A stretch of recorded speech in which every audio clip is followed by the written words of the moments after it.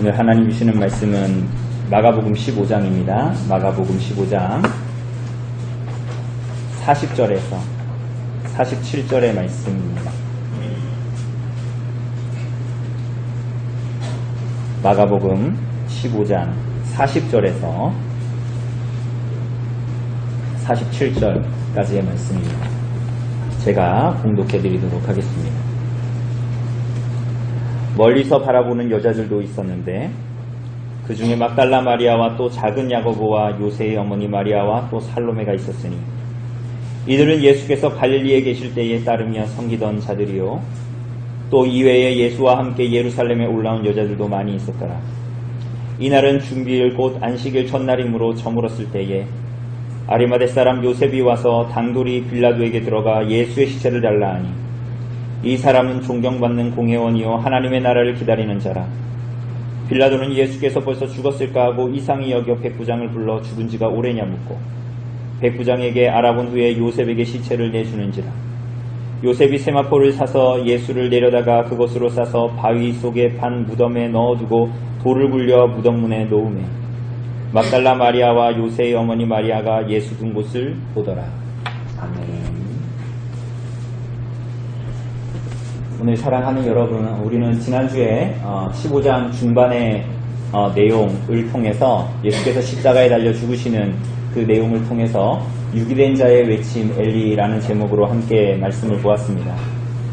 우리가 지난주에 본 대로 예수님의 이 십자가에 달려 죽으심은 죄로 인해 죽을 수밖에 없는 죄인들을 대속하는 대속적인 대리의 속죄의 죽음이었습니다. 그래서 하나님을 부를 수도 없고 하나님을 찾을 수도 없고 멸망당할 수밖에 없는 이 죄인들은 구원의 소망이 생긴 것이지요. 그죠? 예수의 죽음 때문에. 그래서 하나님과 죄인 사이를 가로막았던 그 휘장이 거쳐지고, 그죠? 위에서부터 아래로 찢어지고, 그리스도로 말미암아 하늘과 땅이 그래서 이어지는. 그래서 창세기에서 우리가 본 것처럼 마치 야곱의 사닥다리와 같이 이 하늘과 땅이 이어지는 그러한 일들이 일어났습니다. 그 일이 있기까지 우리 모든 죄인들에게 임한 하나님의 어둠은 바로 그 골고다 십자가상의 예수님에게 임했고 우리에게 있어야 할, 이 죄인들에게 있어야 할 이 하나님의 침묵은 바로 십자가의 예수님에게 임했고 우리의 죄 때문에 그분이 십자가에서 유기된 자가 되어서 엘리라고 외치나 하나님께서는 듣지 않으셨지요. 그러나 그 유기된 자의 십자가 그리스도께서 우리를 대신하여 십자가에 달리셨기 때문에 예수께서 우리를 대신하여 유기된 자가 되셨기 때문에 우리는 하나님께 받아들여져서 이젠 우리가 엘로이 나의 하나님이라고 부르는 우리들의 외침에 하나님께서는 이제는 귀를 기울이는 자, 유기된 자가 아니라 하나님으로부터 받아들여진 자가 된 것입니다. 여러분, 이 일은 하나님의 아들이 죽어서 여러분과 저와 같은 사람들이 하나님께 받아들여지고 구원의 소망이 생겼다는 이 일은 도무지 이해할 수 없는 일입니다. 우리가 이해할 수도 없고 세상에서도 찾을 수도 없는, 도무지 감당할 수 없는 일이었습니다. 그죠? 오늘 여러분에게 그렇습니까? 여러분, 그래서 예수님이 십자가에 달려 죽으셨을 때에, 운명하셨을 때에 무슨 일이 벌어졌죠? 땅이 흔들리고 단단한 바위는 터져버리고 무덤문은 다 열려버리고 그 가운데 소망 가운데에 죽었던 성도들의 몸은 다시 일어났습니다. 그 일은 여러분과 저와 같은 아무런 구원의 소망이 없는 죄인들을 옥죄고 있었던 모든 세상의 권세와 사망과 죽음의 권세가 다 무너지고 깨뜨려졌다. 무엇으로 말미암아? 그리스도의 죽으심으로 말미암아. 그래서 우리는 더 이상 세상과 죄의 사망의 종노릇하는 인생이 아니게 되었다라는 것의 선포였습니다. 여러분, 그런데 이 일로 끝나지 않았죠. 그죠? 무슨 일이 일어났습니까? 오늘 우리가 본문을 보는 대로 예수님이 죽으시고 어떻게 되셨어요? 장사되셨습니다. 우리가 웨스트민스터 소유리 문답을 통해서도 우리가 본 것처럼 예수께서 구속의 일을 하실 때에 어떤 상태로 하십니까? 어떤 직분을 가지고 하시죠? 선지자와 제사장과 왕의 직분으로 우리들을 구속하셨습니다. 그런데 어떤 상태로 우리들을 구속하셨어요? 비하와 승기의 상태를 통해서 우리들을 구속하셨습니다. 비하는 낮아지심이고 승기는 높아지심이죠. 그런데 예수님의 비하는 죽으심으로 끝나지 않았습니다. 어떻게 됐죠? 그 비하의 마지막이 뭐예요? 장사되시는 거예요. 무덤에 묻히시는 것입니다. 그래서 하이델베르크 요리문답 41문답은 이렇게 물어요. 그리스도께서는 왜 장사되셨습니까? 왜 무덤에 묻히셨습니까? 이렇게 답합니다. 그리스도께서 정말 죽으셨음을 확증하기 위함이었습니다. 사랑하는 여러분, 하나님의 공의, 하나님의 진리 때문에 하나님의 아들의 죽으심 말고는 달리 여러분과 저와 같은 죄인들을 구속할 수 있는 방법이 없기 때문에 하나님의 아들이신 그리스도는 죽으셔야 했습니다. 그렇게 낮아지셔야 했고 무덤에 묻히시기까지 하셔야 했습니다. 여러분, 사람이 죽으면 땅에 묻히는 것이 당연합니까? 당연한 일입니까? 당연하지 않은 일입니까? 당연한 일이죠. 그죠? 오늘 우리들이 경험하는 바로는 당연한 일이에요. 그러나 하나님의 아들이신 예수께서 왜 땅에 묻히셔야 했냐 하는 것입니다. 이 땅에 사는 인생들이, 죄인들이 짧은 생을 살다가 자기 잘난 맛에 살다가 때로는 나쁜 짓을 하면서도 교만하여서 목이 고다 하나님에게만이 아니라 어떤 사람에게도 고개를 숙일 줄 모르고 살았던 어떤 사람도 결국은 무덤에 묻히게 되지요. 그렇게 미련하고 어리석은 죄인의 육신이 땅에 묻히는 것.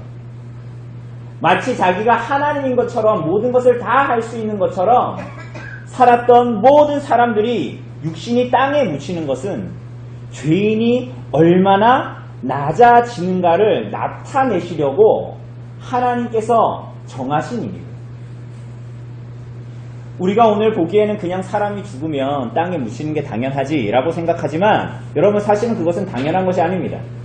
그것은 하나님이 정하신 것인데 그 죄인이, 그 어리석음과 미련함과 하나님을 찾지 않는 그 죄인이 어디까지 낮아질 수 있는가를 보여주시는 것이 바로 사람이 죽으면 땅에 묻히는 것입니다. 땅에 묻히면 어떻게 됩니까? 그냥 가만히 있습니까? 썩죠. 여러분, 창세기 3장 19절을 보면 하나님께서 범죄한 아담에게 뭐라 그러십니까? 여러 가지 너가 무슨 일을 당한 것인지 그 저주의 범죄의 결과들을 말씀해 주시고 무엇보다 핵심으로 뭘 말씀하십니까? 너는 흙이니 흙으로 돌아갈 거다. 여러분, 이것은 아담과 여러분과 제가 범한 이 범죄의 비참한 결과가 무엇인지를 보여줍니다. 여러분이 죽어서 땅에 묻히는 것, 여러분이 돌아가시면 제가 입관 예배, 하관 예배 다 하겠죠. 그죠? 그런데 그것이 당연하다고 생각이 들지요. 여러분, 그러나 그것은 어떤 면으로 보면 당연하지 않은 것입니다. 범죄의 결과입니다. 사람들은 땅에 묻히는 것이 당연하다고 생각하지만 그렇지가 않아요. 여러분, 사람은 어떻습니까? 하나님께서 만물을 다스리도록 지은 존재가 바로 누굽니까? 사람입니다. 그런데 그 사람이 어떻게 돼요? 짐승들과 일반으로 땅에 묻혀 썩어갑니다. 하나님의 형상으로 지음을 받아 하나님을 닮도록 지음을 받은 인간이 멸망하는 짐승들과 동물들과 동일하게 죽어 땅에 묻히면 썩어나는 것입니다. 그러니 이렇게 죽어서 무덤에 묻히는 것은 자연스러운 것이 아니라 죄에 대한 형벌이에요. 그렇기 때문에 예수님께서 십자가에 죽으시고 무덤에 묻히시는 것은 여러분이 죽어야 하고 여러분이 묻혀야 하는 모든 형벌을, 죄에 대한 형벌을 예수께서 대신 받으시는 거야. 예수께서 십자가에서 죽으신 것만이 아니라 예수께서 무덤에 묻혀 장사되는 것까지도 예수님의 대리적인 속죄예요. 여러분과 저를 향한 대리적인 속죄라는 것이에요. 여러분, 그래서 시편 22편에서 다윗은 왕이지만 또한 선지자, 예언자이지요. 다윗이 말하기를 뭐라 그래요? 주께서 또 나를 죽음의 진토 속에 두셨나이다 라고 말하지요. 시편 22편에서 무슨 말이에요? 다윗이 예수님의 죽으심뿐만이 아니라 장사되심, 죽음의 진토에 두셨나이다 라고 예언한 것, 예수님의 장사되심을 예언한 것이지요. 사랑하는 여러분, 예수님은 왜 무덤에 묻히셔야 했습니까? 또한 요한복음 12장 24절을 보면 예수님께서 이렇게 말씀하셨습니다. 내가 진실로 진실로 너희에게 이르노니 한 알의 밀이 땅에 떨어져 죽지 아니하면 한 알 그대로 있고 죽으면 많은 열매를 맺느니라. 예수께서 죽음 이외에 아무런 소망이 없는 여러분과 저에게 부활의 소망이 되시려면 죽음과 무덤밖에 없는 자들에게 생명으로 드러나시게 되려면 먼저 그리스도께서 무덤과 부패로 뒤덮여지고 그로부터 일어나야 되는 일이지요. 그래서 그로부터 예수님께서 주시는 열매를 죄인들이 누릴 수 있게 되는 것이지요. 그래서 예수님이 무덤에 묻히셨습니다. 그 열매는 어떻게 나타나게 됩니까? 그 열매는 어떻게 나타나게 되죠? 이 부분이 서론인데 오늘 설교의 제목이 뭐예요? 장사되심의 열매, 제자도. 여러분과 제가 예수님을 따르고 제자로서 주님을 따라가고 이렇게 가능합니까? 불가능합니까?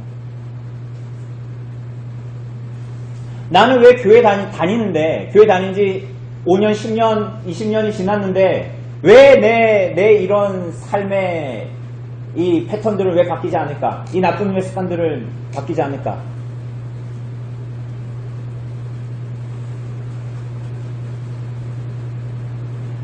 내 아내에게 따다다다 하는 거, 내 남편에게 따다다다 하는 거, 따다다가 뭔지 모르세요? 여러분, 그러한 것들이 교회 다니면 막 이렇게 어떻게 내가 이제 교회 다니니까 이렇게 고쳐봐야지 해서 고쳐지는 걸까요? 그래서 그렇게 가는 것이 제자도일까요?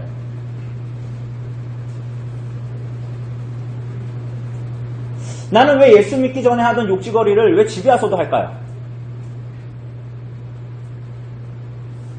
왜 내가 예수 믿기 전에 다른 사람들에게 했던 그 일들을 집에 와서 내 가족들에게도 하고 때로는 편한 사람들에게도 할까요? 내가 아직 좀 못 배워서 아직 대학 교육을 못 받아서 그런가요? 아니면 사회 윤리 도덕 교육을 잘 못 받아서 그런 겁니까? 그럼 우린 여기서 어떻게 벗어날 수 있습니까? 그럼 벗어나지 않는 사람들의 상태는 어떤 겁니까? 그럼 갱생이 덜 된 거예요? 노력을 안 한 겁니까? 그런 이유가 아니라는 거예요. 제자도는 그런 이유가 아니라는 거예요. 제자도는 내가 오늘서부터 1월 1일부터 내가 이제부터 주님을 좇겠습니다 해서 되는 문제가 아니라는 것입니다. 사랑하는 여러분, 그 열매가 예수님의 장사되심의 열매가 어떻게 나타납니까? 이제부터 그 열매들이 나타나는 것들에 대해서 우리가 오늘 볼 겁니다. 여러분, 우리가 오늘 읽은 본문 바로 위에 보면 39절을 보면 예수님은 그렇게 숨을 내쉬시고 운명하셨습니다. 로마 백부장은 그 예수님을 보고 예수님을 하나님의 아들로 고백했지요. 그런데 백부장 말고 십자가상의 그리스도를 바라보는 또 한 부류가 있습니다. 그들이 누굽니까? 40절에 나오는 여인들입니다. 그런데 이 여인들은 오늘 본문 마지막 47절에 보면 또 무언가를 보고 있어. 뭘 보고 있습니까? 십자가상의 예수를 바라봤던 이 여인들은 무엇을 보고 있어요? 무덤에 장사되는 예수님을 보고 있습니다.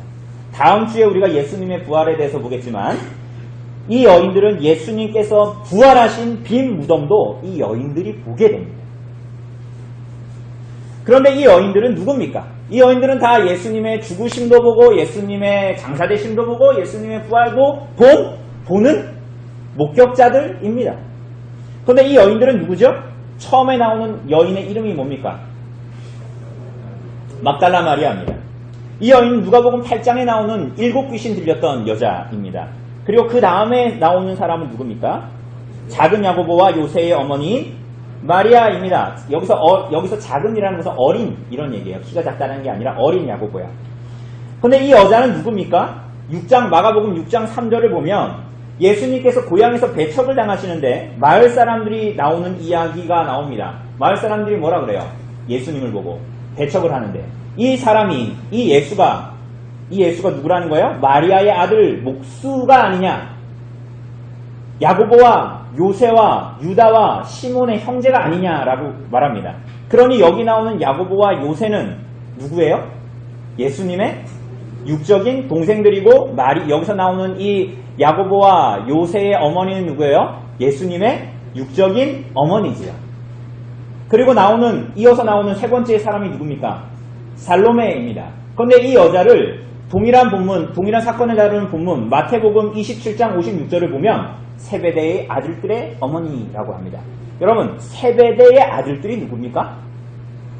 예수님의 제자들인 야고보와 요한의 아버지가 바로 누구예요? 세베대예요. 그러니까 이 살로메는 누굽니까? 세베대의 아내요, 야고보와 요한의 어머니인 것이지요. 그죠? 이 세 여인이에요. 그런데 여러분, 이상한 점이 있어요. 왜 예수님의 어머니인 마리아를 예수님의 어머니라고 말하지 않고 작은 야고보와 요새의 어머니라고 했을까요? 차라리 예수의 어머니라고 했으면 사람들이 다 금방금방 알아들을 거 아닙니까? 그 다음 구절을 보면 그 이유를 알게 됩니다. 41절은 그 여인들이 어떤 여인들인지를 말해주는데요. 뭐라 그럽니까? 예수님께서 갈릴리에 계실 때에 따르며 섬기던 자들, 즉 이게 무슨 얘기냐면 예수님의 공생애 내내 예수님과 함께 동행하고 같이 있었던 사람들이라는 말입니다. 그런데 이 짧은 원문을 보면 아주 간결하게 우리가 지금까지 마가복음 이제 끝을 보고 있는데 아주 간단하게 이렇게 저처럼 이렇게 길게 막 여러 얘기하면서 이렇게 말하는 사람이 아니라 마가는 아주 간결하고 명확하고 그러면서도 굉장히 구조적으로 말하는 사람인데 이 사람이 짧은 이 본문을 말하면서 그렇게 간결하게 표현하기를 좋아하는 마가가 반복해서 아우토라는 말을 쓰지 않아도 되는 이 문장에서 2번이나 불필요하게 반복합니다. 그래서 뭐라고 하냐면 예수님을 따랐고 예수님을 섬겼다 이렇게 말합니다. 뭐라고요? 이 여자들이 예수님을 따랐고 이 여자들이 예수님을 섬겼다 이렇게 굳이 말한다는 거예요. 그냥 예수님을 따랐다 이렇게 말하든가 그냥 예수님을 섬겼다 이렇게 말하든가 하면 되는데 굳이 그렇게 하지 않았다라는 거예요. 이게 굉장히 이상한 거예요. 쉽게 얘기하면 그냥 내가 당신을 사랑해요 이렇게 말하면 될 걸 내가 당신을 사랑하고 내가 당신을 애정해요 이렇게 말한다는 거예요. 이거는 마가의 글쓰기에서 굉장히 이상한 일이거든요. 사랑하는 여러분, 왜 그렇게 말했을까요? 왜 이 여인들의 특징을 그렇게 말했을까요? 여러분 끝까지 들으면 왜 예수의 어머니라고 말 안 했는지도 알게 됩니다. 여러분 왜 마가는 굳이 이 여인들의 특징을 따랐다, 섬겼다라는 말을 하는 걸까요? 따른다, 섬긴다라는 말은 다름이 아니라 마가복음에서 다른 사람들이 아닌 예수 그리스도의 제자들에게 요청된 삶의 방식의 특징입니다.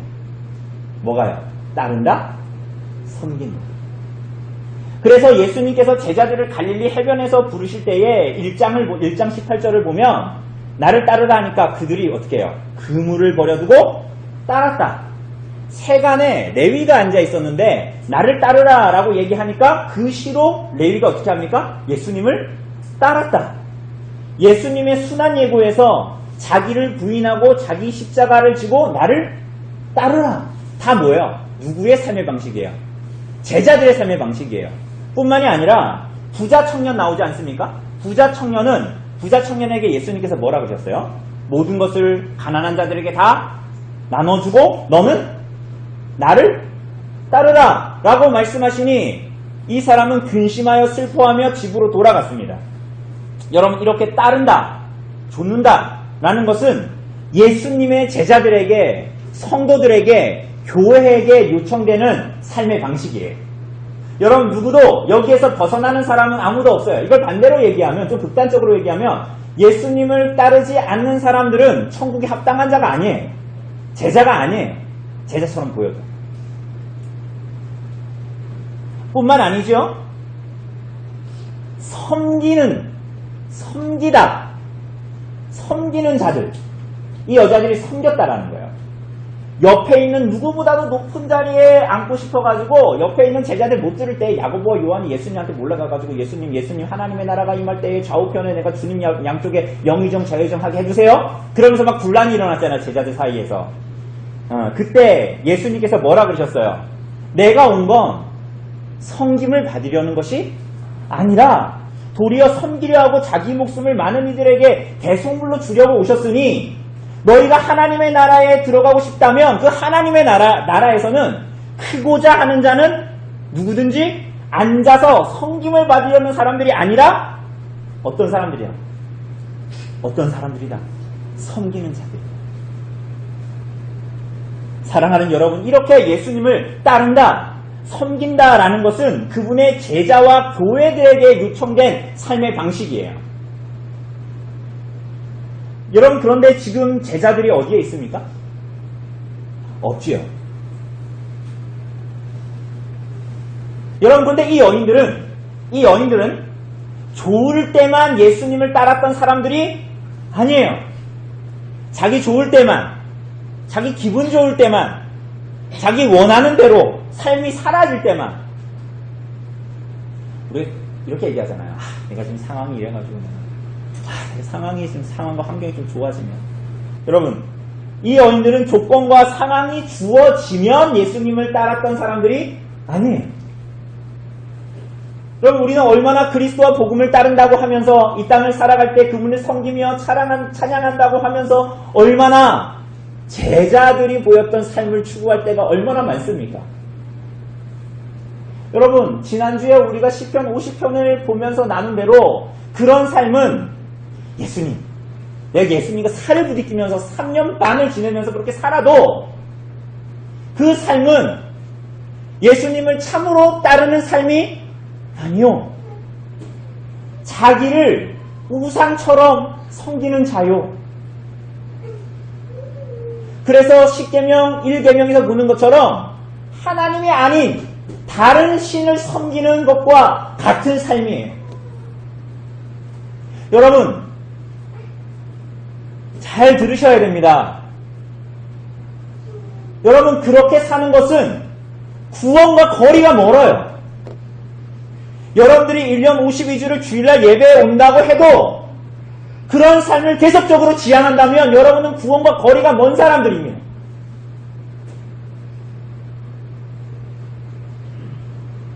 마지막 날 보게 될 거예요. 얼마나 있어야 할 자들이 그 나라에 없는지 여러분 보게 될 거예요. 여러분, 이 여인들은 기적이 일어날 때에만 예수님과 동행하던 사람들이 아니에요. 이 여인들은 병자가 치유를 받고 죽은 사람이 일어나고 사람들은 환호하고 오병이어로 많은 사람들이 먹고 마시고 배부르고 혼인잔치에서 물이 포도주로 변할 때에만 사람들이 좋아할 때에만 내가 원하는 예수님의 모양과 삶이 보여질 때에만 예수님과 동행했던 사람들이 아니에요. 사랑하는 여러분, 심지어는 이 따르다, 섬기다라는 이 단어는 헬라어 단어 자체는 죄송합니다. 이거 어려운 말은 아닙니다. 미완료 시제예요. 미완료 시제는 어떨 때 쓰냐면 과거로부터 지금까지 계속 진행되는 어떤 것을 얘기할 때 이런 시제를 써요. 그런데 이 여인들을 표현할 때 미완료 시제를 써서 따르다, 섬긴다라는 단어를 마가는 쓰고 있어요. 무슨 얘기입니까? 예수님을 따른다라는 것이 이미 갈릴리에서부터 십자가상에 예수께서 죽으시는 그 앞까지도 계속 이어졌고 이어지고 있고 그렇게 이 여인들은 지금도 예수님을 바라보고 있다는 거예요.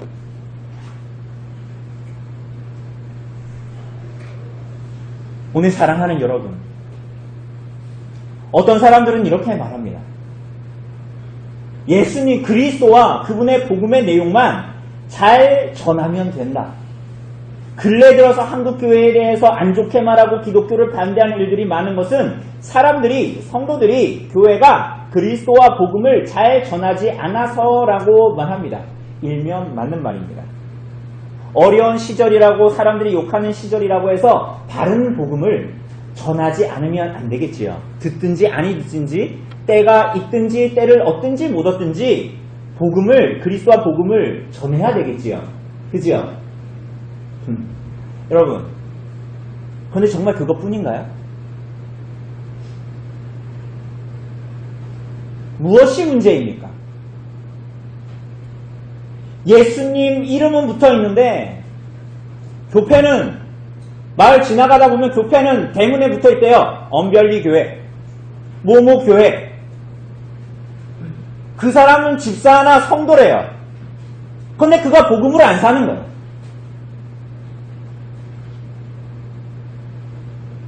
왜 직장에서는 교회 오빠들은 자꾸만 그렇게 일 안 하고 빈둥빈둥거리고 딴 사람 더 일을 시키려고 하는지, 하나같이 교회 오빠들은 왜 이렇게 미꾸라지 같은 직장 생활을 하는지, 왜 다른 사람 덤탱이 씌워놓고 아무렇지도 않게 살아가는지. 예수님을 따른다고 하는데 돈 몇 푼만 걸려도 불신자의 선택과 동일한 선택을 합니다. 예수님을 섬긴다고 하는데 집에서는 아내와 남편이나 자식한테 하는 언행이 옆집에 사는 안 믿는 사람도 하는 짓을 하는 거예요.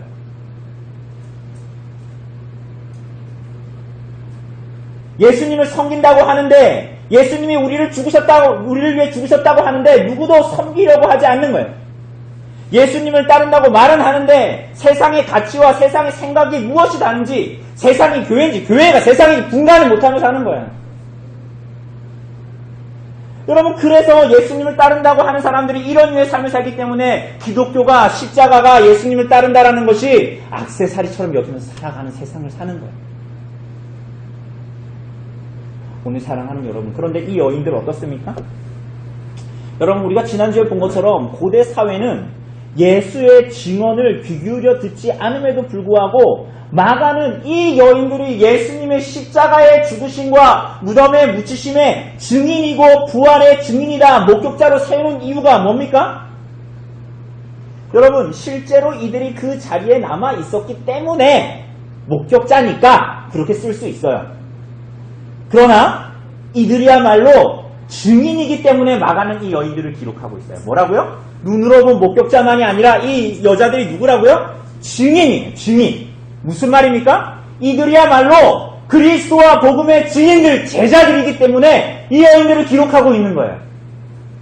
사랑하는 여러분, 제자도라는 것은, 마가복음이 처음부터 끝까지 말했던 제자도라는 것은 그리스도의 교회의 증인의 사역은 말로 되는 것이 아니에요. 말로 되는 것이 아니라고요. 1년에 52주 예배 자리에 엉덩이 붙이고 앉아있는 것으로 되는 문제가 아니라는 거예요. 물론 말도 잘해야죠. 그러나 주님을 따른다는 것은 말로 하는 것이 아닙니다. 우리 구주 예수 그리스도로부터 말이 아니라 생명을 얻은 자들이 바로 여러분과 저입니다. 그리스도에게서 말을 배운 자들이 아니라 말씀이신 분으로 인해서 삶이 뭡니까? 산다라는 것을, 사는 게 뭐예요? 생명이라는 것을 뭔지 알고 깨닫게 된 자들이 바로 여러분과 저 성도들이지요. 그래서 제자가 된다라는 것은 말로 하는 것이 아니라 그를 따르는 것, 그를 섬기는 것으로 나타나는 것이에요. 그래서 이 여인들은 우리 다음 주에 보겠지만 16장 7절에 보면 제자들에게 가서 예수님의 부활의 소식을 가장 먼저 전하라는 증언의 명령, 증인의 삶을 가장 먼저 부여받게 됩니다. 무슨 얘기입니까? 이 증인과 증언의 제자의 삶을 부여받는 자들은 예수님을 따르고 섬기는 참된 증인들, 제자들, 성도들에게만 주어진다는 거예요. 말로 하는 것이 아니라는 거예요. 말도 복음을 잘 전해야죠. 그게 1차적이겠죠. 그러나 그것은 내가 갱생이 돼가지고 내가 욕지거리 하던 걸 안 하고 그리스도와 복음을 그냥 말하게 된다라는 것이 아니에요. 우린 기가 아니거든요. 거듭나, 그리스도와 복음으로 거듭나, 내가 변화되기 때문에 그런 말을 하지 않는 것이지. 사랑하는 여러분, 예수께서 십자가에서 죽으시고 무덤에 장사되심으로 이러한 열매들이 열리게 되는 것이에요. 여러분, 이 여인들은 이렇게 하는데 두려움 없었을까요? 여러분, 예수님이 기적을 일으키고 박수를 칠 때 옆에 있는 것이야말로 얼마나 쉽겠습니까? 누워서 떡 먹기죠.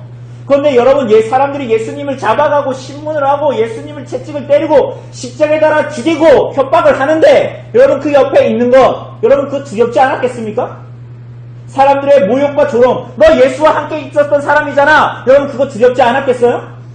심지어는 유대인들은 예수님을 신성모독자라고 했고, 당시에 로마의 모든 권세들은 예수를 반역자라고 했습니다. 그럼 그 사람하고 연루된 사람이라고 여러분들을 보면, 여러분 그 옆에 있는 것이 두렵지 않았겠습니까? 이 여자들이 중년이 넘은 나이라서, 여러분 중년이 넘으면 무서울 게 없다면서요. 여러분, 그래서 이 여인들이 그렇게 무서울 게 없어서 예수님 따른 겁니까? 그럼 그런 것이 아니죠.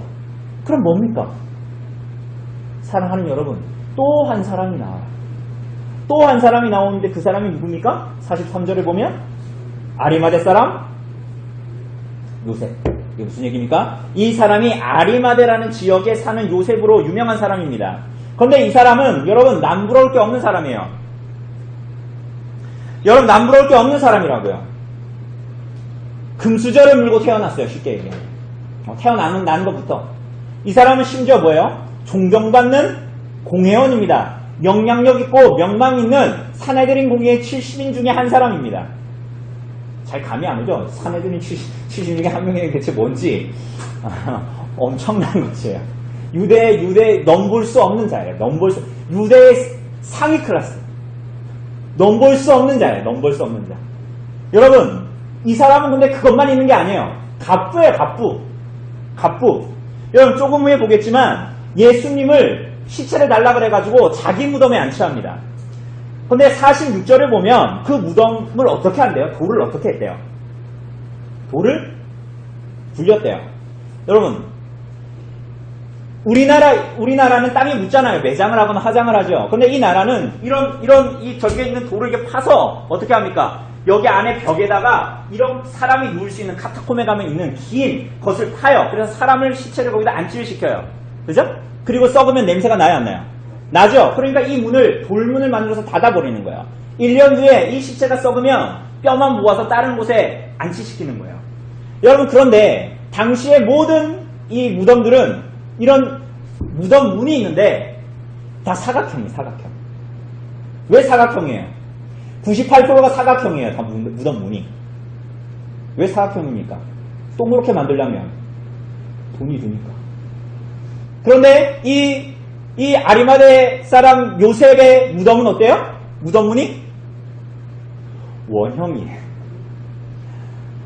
상위 클래스들만 무덤 문을 동그랗게 만들어요. 그래서 지금도 이스라엘의 정원 무덤에 가면 굴리는데 그 무덤 문이 동그랗게 만들어 놓은 거예요. 그러니까 이 사람은 명망 있는 공회원일 뿐만이 아니라 갑부예요. 돈이고 명예고 다 가진 사람이죠. 그런데 이 사람이 뭘 하죠? 빌라도한테 가서 예수 시체, 신성모독자, 반역자, 예수의 시체 달라는 거예요. 여러분, 이렇게 하는 것이 요셉에게 득이 될까요?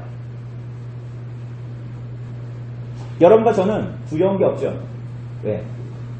가진 게 없어서. 여러분, 정말 두려움이 많은 사람들, 싸우려고 하는 사람들은 다 어떤 사람들입니까? 많이 가진 사람들이 빼앗길까봐 두려운 거예요. 그래서 참 이상하게도 많이 가진 사람들이 베풀기도 어려운 거예요. 그러니까 돈이 참 특이하죠. 여러분, 이렇게 이 요셉이 잃을 게 이렇게 많은 사람인데 이 사람이 이렇게 예수의 시체를 달라고 하는 것이 득이 될까요? 안 되죠.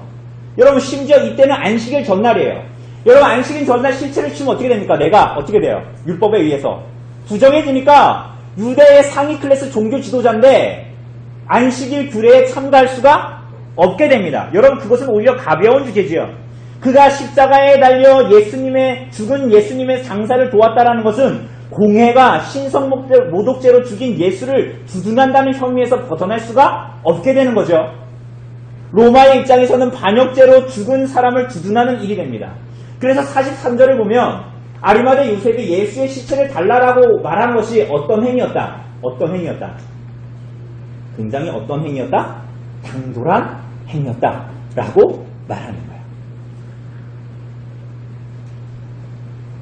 사랑하는 여러분, 심지어는 해지기 전에 죽은 이를 매장하는 일을 시작하고 마치는 일은 가족의 의무예요. 가족의 의무. 그런데 아리마대 요셉은 예수님의 가족이 깁니까 아닙니까? 아니죠. 그런데 이상하게도 장사 지내는 기록 내내를 보면 예수님의 친족들이 그 일을 감당했다라는 기록이 없어요. 그러고 보니 아까 우리가 위에서 봤던 예수님을 따르는 여자들 중에 예수님의 어머니가 있는데 예수의 어머니라고 말하지 않고 야고보와 요새의 어머니라고 하는 것도 이상했죠? 이 내용은 무엇을 말합니까? 마가복음 3장에서 예수가 미쳤다라는 소문을 듣고 예수를 찾으러 온 가족들이 왔다라고 할 때 예수님이 뭐라고 하시죠? 누가 내 어미요? 누가 내 형제요? 누가 내 누이요? 누구든지 하나님의 뜻대로 행하는 자가 내 형제요, 내 자매요, 내 어머니라 라고 예수님께서 말씀하셨습니다. 하나님으로 말미암아 그리스도로 말미암아 전혀 새로운 가족으로의 부름이 제자요, 성도요, 교회라는 것이에요. 사랑하는 여러분, 이 요셉은 그 모든 것들을 잃을 각오를 하고 하나님의 뜻대로 행하기를 원합니다. 사내들인 공회에서 불법적으로 행한 예수님의 신문과 재판 때에는 그가 침묵하고 있었지만 그리스도께서 죽으신 십자가를 보고 그는 하나님께서 보내신 메시아 백부장과 같이 이는 진실로 하나님의 아들이다 라고 깨닫게 됩니다. 그래서 아리마대 사람 요셉을 어떤 사람이라고 얘기합니까? 존경받는 공회원이요. 그러면서 뭐라 그래요? 하나님의 나라를 기다리는 자. 이게 뭐야? 하나님 나라를 열렬히 기대하는 자, 하나님께서 보내신다고 얘기한 그리스도 메시아를 기다리고 바라는 자다라고 아리마대 요셉을 표현합니다. 그런데 우리말 성경에는 잘 번역되어져 있지 않지만 그 말 바로 앞에 그 역시라는 말이 있습니다.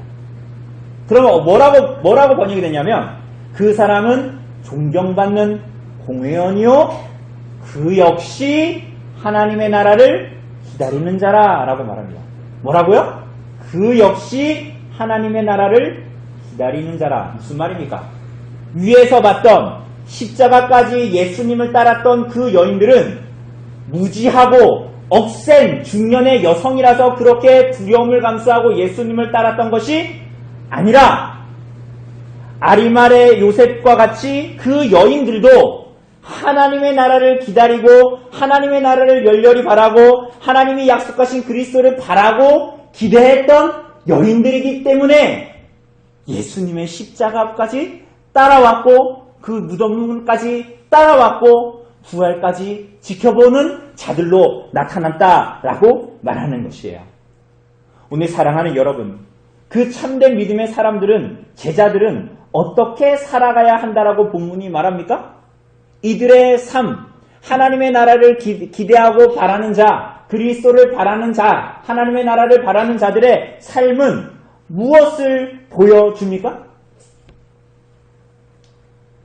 하나님 나라는 죽음을 우회하는 사람들이 들어가는 나라가 아닙니다. 여러분, 하나님 나라는 죽음을 우회하고 피하는 자들에게 주어지는 나라가 아닙니다.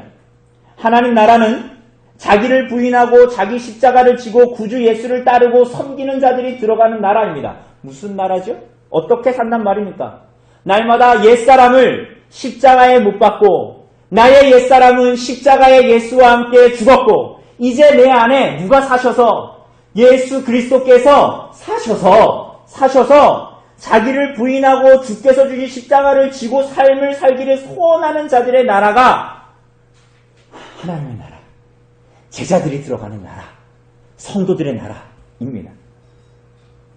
세상 앞에서의 세상 사람들의 주장과 소리와 가치 앞에서의 나의 옛사람의 죽임을 피하려고 하지 않는 자들이 들어가는 나라입니다.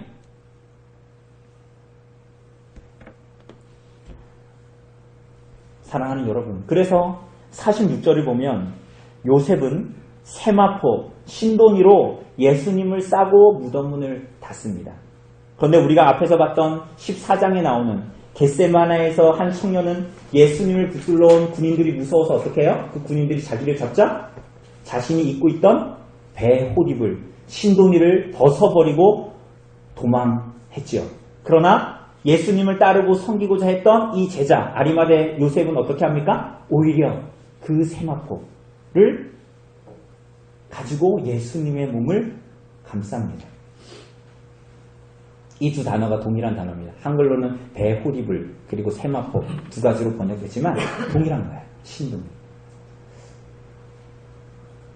요셉은 어떻게 그럴 수 있었을까요? 요셉은 어떻게 도망가지 않고 시체를 달라 그러고 그 세마포를 다 버리고 갔는데 어떻게 이 요셉은 그 세마포로 예수님의 장사를 지낼 수 있죠? 한때 그 청년은 아리마대 요셉은 살기 위해서 살고 싶어서 그 세마포를 벗고 도망했지만 예수님은 그런 우리들을 구원하기 위해서 그 세마포를 입기를 자청하셨기 때문입니다. 장사되셨기 때문입니다. 장사되시기를 기뻐하셨기 때문입니다. 그 은혜를 입은 사람들이 어떻게 그 세마포를 또 벗고 도망가기를 소원하는 삶을 살 수 있겠어요?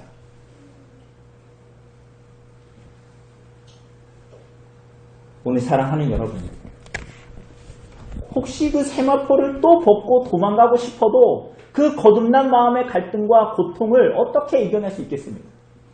우리들을 부르시는 그분의 부르심에서 어떻게 도망갈 수 있겠습니까? 여러분, 그것마저 없다면, 이러한 마음마저 없다면 오늘 여러분은 두려워해야 합니다.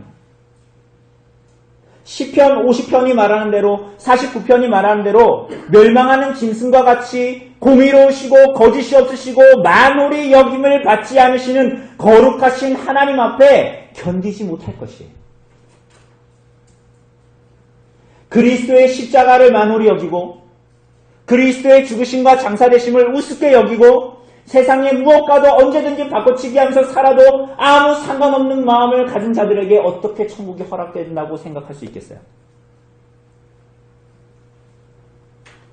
우리가 그분을 배신한 것이 너무나 치욕스럽고 과거에 그분의 말씀에 불순종하고 그분을 십자가에 못 박은 것을 생각하면 너무나 고통스럽고 오늘도 그리스도께서 우리를 위해 십자가에 못 박히신 것이 밝히 보임에도 불구하고 여전히 그분을 소중하게 여기고 사랑하고 그분의 말씀에 붙들리기를 소망하고 몸부림치는 말이 아니라 삶이 없다면 그분을 닮아가고 사랑하고자 하는 소망이 우리 안에 없다면 대체 오늘 이 땅을 살아가는 여러분과 저의 인생에 무슨 소망이 있어서 살아간다는 말입니까? 내일 맛있는 거 먹는 게 우리들의 소망이 됩니까? 한 달 후에 여행 가는 게 우리들의 정말 소망이 됩니까? 그렇게 그리스도로 말미암아서 그분 덕분에 하나님을 사랑하고 교회를 사랑하고 성도를 사랑하는 것에 여러분의 마음이 쏠리지 않는다면 어떻게 여러분이 천국을 소망하며 살 수 있단 말입니까?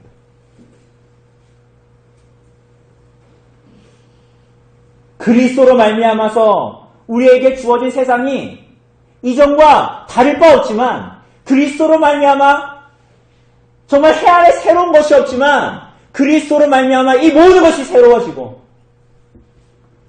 그래서 아내에게 말 한마디 하는 것도 마음과 사랑을 담아서 하려고 하고 남편에게 하는 것이 조금이라도 이해하는 마음으로 사랑하려고 하고 형제 자매들에게는 말하고 행동하는 것이 그냥 만나는 것이 아니라 조금 시간을 보내고 금방 친해지면 아무렇게나 대하는 것이 아니라 그리스도께서 십자가에서 피값 주고 산 한 사람 한 사람 내 형제 자매 아내이고 남편이기 때문에 말로든 행동으로든 죄짓지 않으려고 하고 그렇게 우리들을 교회요 증인으로 이 땅에 보내신 줄을 알고 사람들을 선하게 대하려고 하고 하나님의 뜻 안에서 그렇게 살려는 몸부림이 없다면, 그렇게 우리들의 마음이 집중되어져 있지 않다면 대체 여러분이 이 땅에서 교회에 다니는 게 대체 무슨 의미가 있냐는 거예요.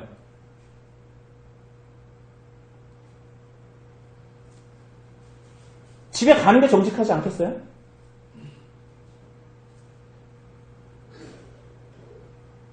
오늘 사랑하는 여러분, 교회는 그런 자들이 모이는 곳이 아닙니다. 교회는 그리스도 덕분에 의롭다 여김을 받은 성도들이 모인 곳이고 그리스도를 따르고 섬기고자 하는 제자들이 모인 곳이에요. 그리스도 덕분에 용서함을 받은 죄인들이 모인 곳이 교회입니다. 그래서 그들의 심령에는 언제나 그리스도를 향해서, 복음을 향해서 빚진 심령이 있어요. 교회는 조금 윤리도덕적인 사람이어야 하기 때문에 내가 이전에 하던 습관과 행동을 하지 않는 수준의 공동체가 아닙니다. 내가 이제 교회에 다니니까 세상에서 하던 욕지거리는 하지 말아야지. 됩니까? 되던가요? 여러분은 날 때부터 그럴 수 있는 존재들이 아니잖아요. 내가 이제 교회 다니니까 세상에서 하던 나쁜 짓 하지 말고, 아내한테 맨날 욕하던 거 하지 말고, 애처럼 굴던 거, 철없는 말과 행동하던 거 이제 사과하고 새롭게 살아야지. 됩니까? 여러분, 교회는 교도소가 아니에요. 교도소는 갱생을 하잖아요. 갱생. 뭐예요? 바른 마음이나 생활 태도를 바로 잡고 마치 못 쓰던 물건을 좀 새로 리뉴얼 해가지고 내가 좀 쓸만하게 고치는 거. 그런 게 갱생입니다. 여러분, 교회가 교도소입니까? 고쳐지지 않아요. 그럴 기대조차 내게는 없다라는 것을 깨닫게 된 죄인들이 그리스도의 십자가의 죽으심과 장사됨 앞에 나오는 곳, 그것이 바로 교회입니다. 그러한 자들이 모인 곳, 그것이 바로 교회입니다. 그래서 그리스도의 죽으심과 그 무덤의 묻히심이 나 같은 죄인을 위한 것임을 깨닫게 된 자들, 참으로 위로부터, 하나님으로부터 난 자들, 그분의 은혜로 거듭난 자들, 그래서 그 거듭나게 하신 은혜 때문에 그분을 따르는 삶을 대가와 수고를 지불하면서 힘이 들지만 눈물이 나지만 소망차게 인생을 살아가는,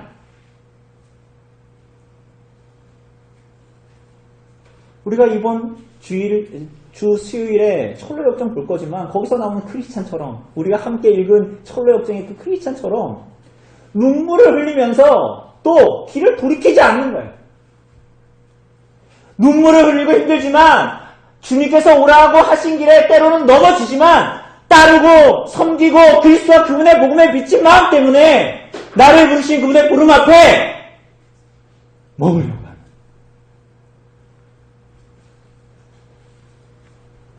사랑하는 여러분, 그들이 바로 제자요 성도요 교회입니다. 사랑하는 여러분, 이것이 어떻게 가능합니까? 그리스도께서 십자가에서 죽으시고 장사되셨습니다. 그래서 그리스도를 믿는 자들은 더 이상 죄에 대한 형벌이 없기 때문에 세상의 겁박과 압박과 죽음의 공포를 맛볼 필요가 없습니다. 예수님께서, 하나님께서 여러분과 저에게 요구하시는 모든 율법의 요구를 충족시키셨고 거룩하신 하나님으로부터 오는 진노를 다 마시셨습니다. 죽음이 두려운 이유가 뭡니까? 여러분, 죽음이 두려운 이유가 뭐죠? 죽음 이후에 심판과 영원한 형벌이 있는데 그것을 누구도 피할 수 없다는 것입니다. 여러분, 이것은 교회 다니는 사람들만 아는 것이 아니에요. 일반 계시적으로 모든 자연인들, 죄인들의 심령에도 그 양심이 증거합니다. 그 망가진 양심에도 증거가 되고 있어요. 뭐야? 내가 이렇게 나쁜 짓을 하면 심판을 받을 거라는 거예요. 그러나 사랑하는 여러분, 신자에겐 더 이상 그러한 류의 죽음의 두려움은 없습니다. 왜냐하면 그리스도께서 여러분과 저를 위해서 장사되셨기 때문이에요. 그래서 고린도전서 15장 55절을 보면 사망아, 너의 승리가 어디에 있느냐? 사망아, 내가 쏘는 것이 어디 있느냐라고 하는 것입니다. 이제 그리스도를 믿는 모든 성도는 평안히 죽음으로 들어갈 수 있게 되는 거예요. 그래서 하이델베르크 42문답은 이렇게 물어요. 그리스도께서 우리를 위해 죽으셨는데 왜 우리는 죽어야 하죠? 그리스도께서 십자가에 죽으셨는데 왜 난 또 죽어야 되죠? 나 왜 죽어서 무덤에 묻혀야 되죠? 나 왜 병원 가야 되죠? 나 그 다음에 왜 선고받고 왜 죽어야 되죠? 이렇게 답합니다. 우리들의 죽음은 더 이상 우리들의 죄값을 치르는 것이 아니라 다만 죄 짓는 것을 그치고 영원한 생명에 들어가는 것이다. 사랑하는 여러분, 바울은 빌립보서 1장 21절에서 내게 사는 것이 그리스도니 그리스도니 죽는 것도 유익함이라 라고 말합니다. 우리는 더 이상 이 땅에서 죽기 싫어서 몸부림치는 사람으로 살지 않습니다.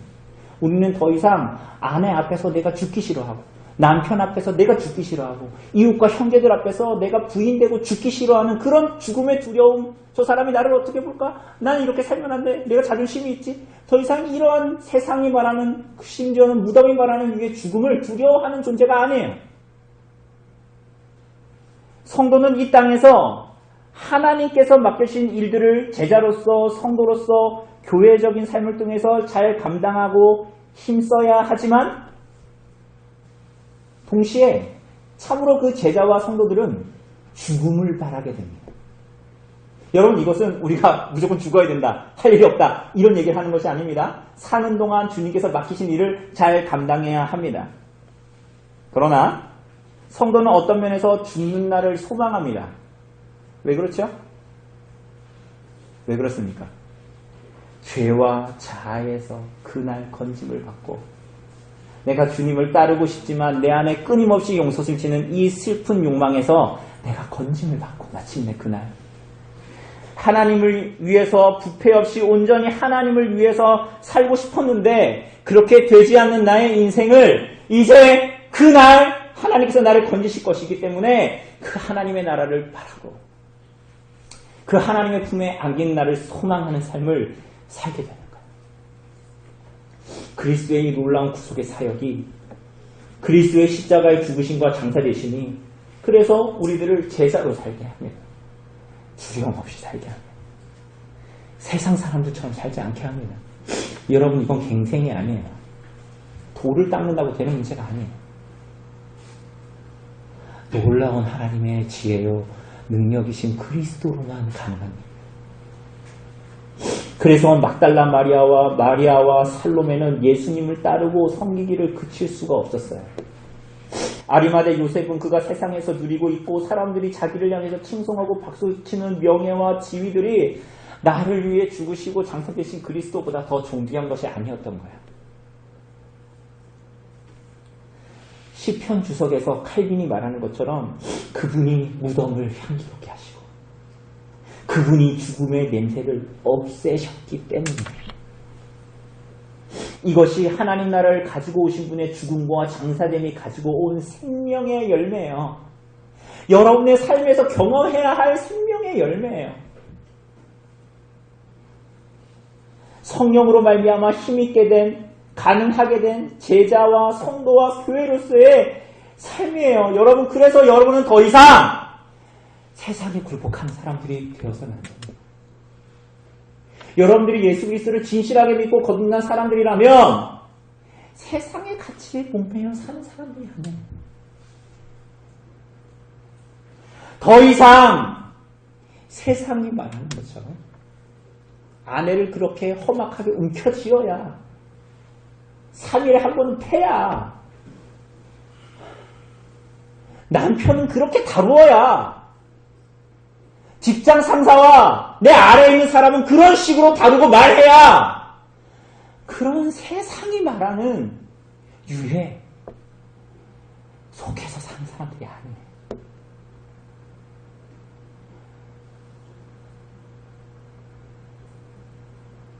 사랑하는 여러분, 누가 하나님 나라에 들어갑니까? 천국으로 난 길로 걷는 자입니다. 천국으로 난 길은 누구십니까? 예수님이십니다. 그분이 내신 하나님 나라로 가는 길은, 그분을 따르는 길은 죄에 대하여 죽고 세상에 대하여 죽는 것입니다. 그리스도가 아닌 모든 것에 대해서 자기 자신에 대해서 죽는 것입니다. 여러분, 그 길을 열어놓으셨어요. 그분이 죽으시고 장사되심으로 이제 우리가 죽어도 죽지 않는 것이 되었고 죽어서 오히려 사는 길을 열어놓으셨습니다. 그래서 우리들은 세상이 감당하지 못할 자, 그리스도의 구속이 세상을 흔들고 바위를 깨뜨리고 무덤문을 연 것과 같이 세상이 감당하지 못하는 믿음의 길로 우리들을 부르십니다. 여러분, 이 여인들이 마리아가 특이해서 간 길이 아니요, 아리마대 요셉이 정신이 나가서 간 길이 아니에요. 모든 천국 백성들이 가는 유일한 길이요 진리라고 말씀하시고 그 길로 여러분과 저를 초대하십니다. 그곳이 제자도입니다. 예수께서 내신 길, 길이요 진리요 생명이신 그분이 내신 길, 그 길을 따르는 것, 섬기는 것, 그게 제자의 삶입니다. 오늘 사랑하는 여러분, 우리 이곳에 모인 성도들의 삶에 이러한 삶을 하나님께서 허락해 주시기를 간절히 바랍니다. 정말 그리스도께서 주신 영생을 그래서 누리시기를 바랍니다. 장사 되셔서 열린 주신 그 생명의 열매를 이 땅에서 받아서 먹고 사시기를 바랍니다.